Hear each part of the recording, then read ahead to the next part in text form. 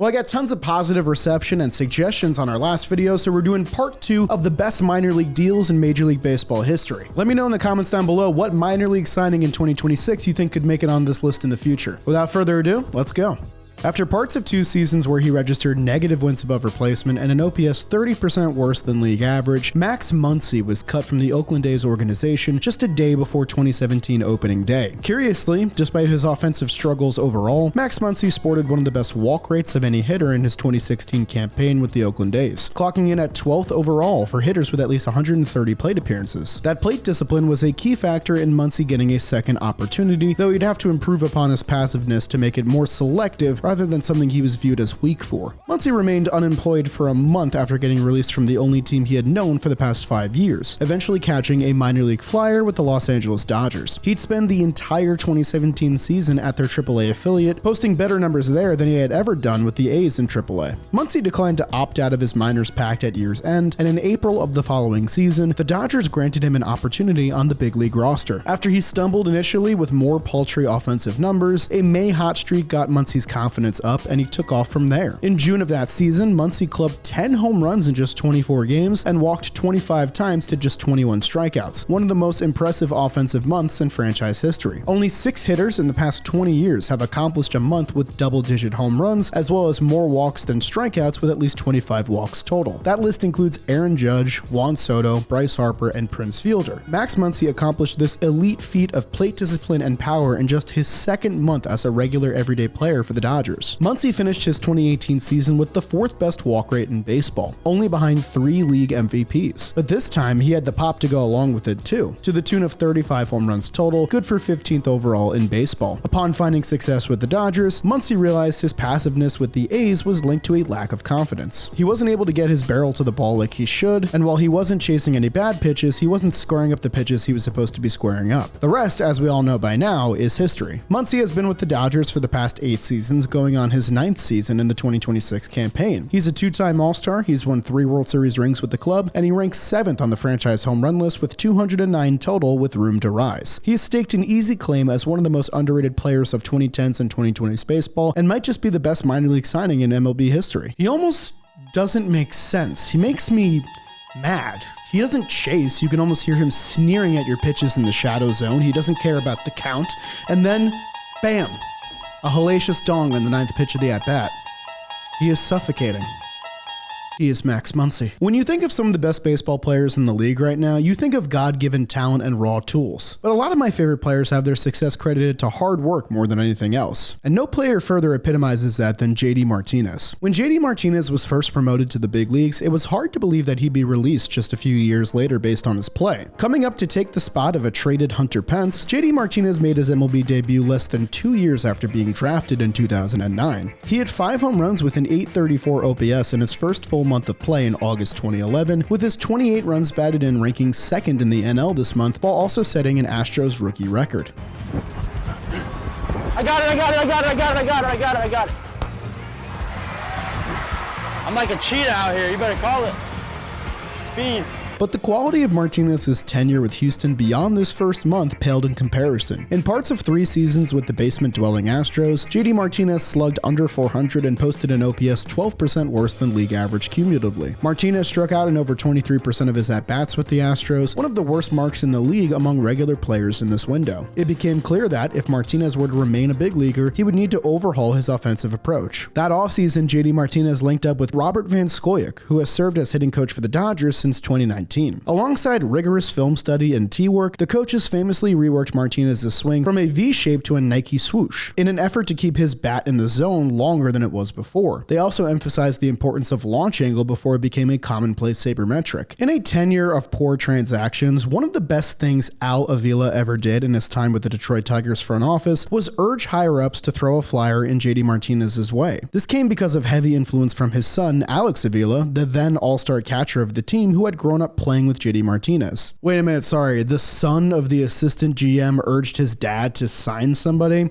Yep, that's a Nepo hire. I'm counting that one as a Nepo hire by the second degree, folks. Funnily enough, the Tigers attempted to trade for JD Martinez during the prior offseason, but his price was reportedly too high. Just 3 months later, the price would be a league minimum salary. Though he wouldn't make the club out of camp, JD Martinez lit AAA pitching on fire that season with 10 home runs and just 65 at-bats, forcing his way onto the MLB roster. Martinez never looked back after his promotion to the show in May, putting together a career-best campaign at age 26. Of players with at least 450 plate appearances in 2014, only Michael Brantley had a higher batting average than JD Martinez's mark of 315. His weighted runs created plus was 54% better than league average and also ranked in the top 5 of all MLB hitters alongside some esteemed company. A year later, JD Martinez became an all-star for the first time. 3 years after that, he signed a contract worth $110 million and won a World Series with the Boston Red Sox. In his 4-year tenure with the Detroit Tigers, Martinez was one of only 4 MLB hitters with an OPS 50% better than league average over that range of time, joined by 3 different MVP winners. In JD Martinez's own words before the 2018 American League Championship Series, he said that his release from the Houston Astros may very well have been the catalyst that saved his professional career. Then Astros general manager Jeff Luhnow even admitted that the decision to cut Martinez came down to surface level reading of age dynamics. It's very commonplace to find productive bats off the scrap heap even now, and the same logic can be applied for relief pitching as well. For our next entry, let's go back to the 2014 draft, where the Toronto Blue Jays selected Jeff Hoffman 9th overall. Shortly thereafter, he'd be traded to the Colorado Rockies in the Troy Tulowitzki trade before he could ever throw a pitch in the big leagues. This obviously set his development into a tailspin with the Rockies' consistent struggles to produce effective pitchers as an organization. After debuting at age 23 in 2016, Hoffman did little to inspire any confidence with his big league performances, displaying erratic control issues and a propensity to serve up meatballs. He's just like my mom on Christmas dinner. Okay, I'm done.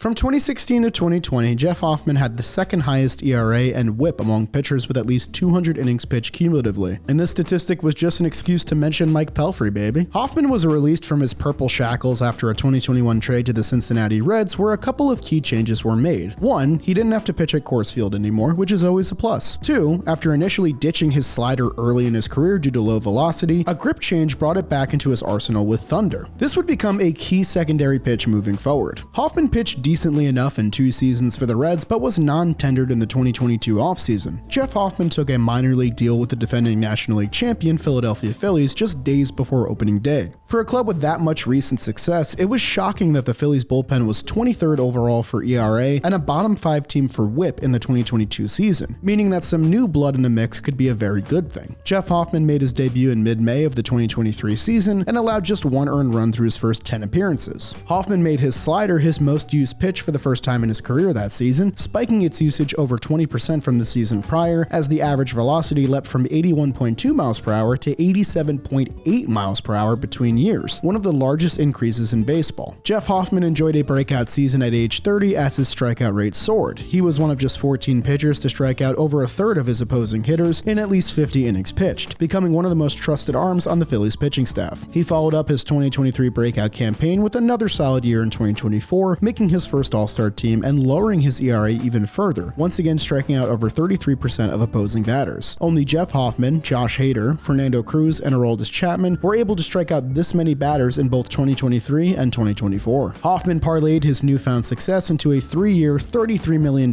contract with the team that originally drafted him, the Toronto Blue Jays. Hoffman posted a 33-save season and helped the Blue Jays return to the playoffs, with the club returning to the World Series for the first time in over 30 years. And we're not going to talk about Game 7 because that's rude. That's not what this video is about. We're not going to talk about Game 7, so stop asking. Suffice to say, this minor league signing by the Phillies was one of the best moves that they made in recent times. Speaking of a Rockies cast-off starting pitcher that eventually became a successful reliever for an NL East team, you like that segue? Up next is Tyler Matzek. Formerly a consensus top 40 prospect in all of baseball, the left-hander put together a solid 6-start stretch to close out his 2014 rookie season. He pitched to a 1.55 ERA in over 40 innings, the 5th best mark of a qualified pitcher in the 6-week window. For a moment, Tyler Matzek looked like a piece to build future teams around, but it wasn't injury or a lack of velocity or stuff that derailed Matzek's development. It instead was performance anxiety. In 2015, the 24-year-old made just 5 starts as bouts of serious control issues plagued his performance. A tweaked ankle led to a frenzy of nervous thoughts, which manifested itself in an inability to not throw a baseball with any semblance of accuracy. With 19 walks and just 22 innings of work, Matzek was demoted to AAA to sort out his mental hurdles in 2015, but he would never again resurface at the MLB level for the Rockies. His struggles persisted in the minor leagues to the tune of 25 walks and just 13 2/3 innings of work. In 2017, he was outrighted off Colorado's 40-man roster to clear space. Matzek would sit out that entire year. He received multiple fruitless minor league flyers with teams like the White Sox, Mariners, and Diamondbacks. He even pitched in the Independent League in 2018 and 2019, but it would be a full 5 years from his 2015 meltdown before he would get a chance to pitch for another big league team. Matzek even pondered quitting and going back to college in the middle of this period when his wife convinced him that she still thought he had plenty left in the tank. If she hadn't, who knows if the Braves would go on to win the World Series just a couple of years later. The 2020 Atlanta Braves decided to give the Southpaw a chance, reuniting him with his former manager in Colorado, Walt Weiss, who was then serving as bench coach. Now regularly taking anti-anxiety medication, Tyler Matzek found new life in a new uniform. The lefty was dominant in the abridged 2020 season, striking out 43 batters in 29 innings of work. His 35.5 strikeout percentage was the 4th best mark among all left-handed pitchers that season. Matzek added on 8 2/3 more innings of one-run ball on the Braves' playoff run that year and earned himself a consistent spot on the 2021 roster. He once again clocked in the top 10 of strikeout rate among left-handed pitchers at a 29.2% clip in 2021, and he also sported the best opponent's batting average of any qualified southpaw at a 178 mark. The Braves once again returned to the postseason, where Tyler Matzek would etch his name into Atlanta's history books forever. Up 3-2 in the National League Championship Series against the Dodgers, Tyler Matzek entered with runners on second and third and nobody out in a 4-2 ballgame. He struck out Albert Pujols, Steven Souza Jr., and Mookie Betts all in a row, extinguishing the rally in Game 6. He threw another scoreless frame after and helped the Braves seal the series in 6 games. On their 2021 World Series run, the Braves went 11-2 in games that Matzek pitched in, with him pitching to a 1.72 ERA in 15 2/3 playoff innings. With how important he was to the Braves winning the World Series in 2021, somebody probably should have shown those numbers to the police officer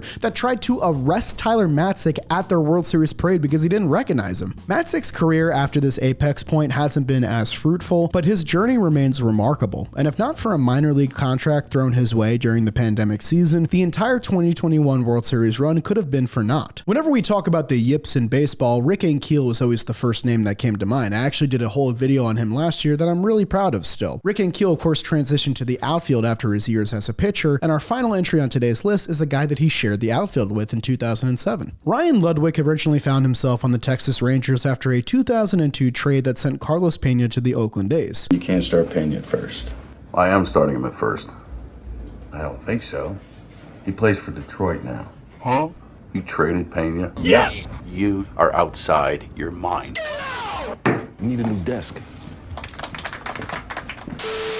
Suffice to say, neither of these guys found a home in this offseason deal. Much like Pena, he'd be traded again shortly after, where his struggles continued in Cleveland for 2 more seasons. Following a stretch where Ludwick played in only 34 games, he would be released from the Indians roster. After an entire season spent in the Detroit Tigers AAA affiliate, Ryan Ludwick was invited to 2007 spring training by the St. Louis Cardinals, earning a promotion in May of that season. Ludwick didn't hit well at all in his first month playing every day, but roster injuries and a thin prospect pool kept Ludwick in St. Louis's lineup, and he improved offensively with each passing month, leading to an impressive second half. Ryan Ludwick was one of only 20 qualified outfielders in 2007, with an OPS of 900 or better from July to season's end, setting up to play the full 2008 season for the Cardinals. With job security for the first time in his career, Ryan Ludwick stayed healthy and played the best baseball of his career in the first half of 2008. His .684 slug in the first 2 months of the year was the second highest in MLB, trailing only Lance Berkman, and his OPS over 1,000 was the 4th highest in all of of baseball, but also only second on his team thanks to the greatness of Albert Pujols. Ludwick earned All-Star honors for the first and only time in his career thanks to his rejuvenation at the dish. In his 2008 season, Ludwick became the 5th Cardinals player ever to hit a home run in 5 consecutive games. Funnily enough, he was the 3rd in the last 4 years at that point as well, joining Jim Edmonds and Albert Pujols. At year's end, Ludwick ranked in the top 5 or better for home runs, slugging clip, and OPS, posting personal career highs in every major statistic. Since 2008, Ludwick is one of only 10 outfielders with over 110 runs batted in and an OPS over 50% better than league average in a single season, in the company of several league MVPs. Ludwick's stay in St. Louis would extend into the next 2 seasons as well, where he continued to be a contributor in the lineup, but he would never again reach the offensive heights of his first 2 seasons in St. Louis. When he was once again one of the hottest bats in the league in the first half of 2010, the Cardinals flipped him at the trade deadline in a massive 3-team swap that brought Jake Westbrook to the Cardinals and sent unknown pitching prospect Corey Kluber to the Cleveland Indians. Yeah, the San Diego Padres were still saying fuck them kids 4 years before AJ Preller even stepped through the front door. Ludwick's career tailed off after leaving the Cardinals organization, but his 84 home runs, 10 wins above replacement, and cumulative 125 OPS plus in nearly 500 games makes this minor league signing nothing short of a home run. And that'll do it for my list of the best minor league signings in Major League Baseball history. Let me know in the comments down below if you thought of anybody else that I missed. Maybe we'll do a part 3, but I think we'll probably take a break from this topic next week. Thank you for watching today's video all the way to the end. If you enjoyed today's video, make sure you leave a like on it and subscribe to the channel. I'd really appreciate it. That'll do it for me in today's video, and I'll see you guys next time.